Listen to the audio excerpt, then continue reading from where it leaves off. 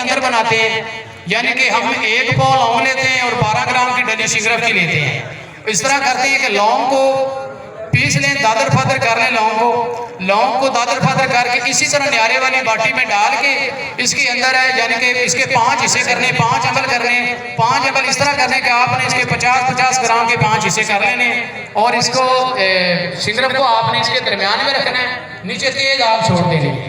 तेज आग छोड़ के जब ये धुआं इसका खत्म हो जाए ना, ऊपर तक धुआं खत्म हो जाए, ये शिंगरफ जो है ना इसको फटाफट चिमटी के साथ निकाल लें, बाहर निकाल के दूसरा नुकता डालें 50 ग्राम का।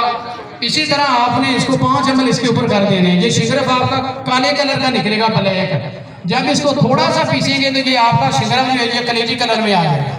इसके अंदर आप इस तरह करेंगे, 1 पाव सफ़ेद प्याज का पानी खर्ल कर दें या आप इसके अंदर अदरक का पानी खर्ल कर दें। इन दोनों चीज़ों में से एक चीज़ का पानी आप खर्ल कर दें तो ये आपका शिंगरफ जो है आपका बेज़रर तैयार है। इसकी मिकदार खुराक 1 चावल है। कुफ्ते बाप में ये काम करता है, बहुत ज़बरदस्त ये काम करता है। और मैं आप आगे मुख्तलिफ चीज़ों में इसको डालता हूँ। एक नुस्खा दूसरा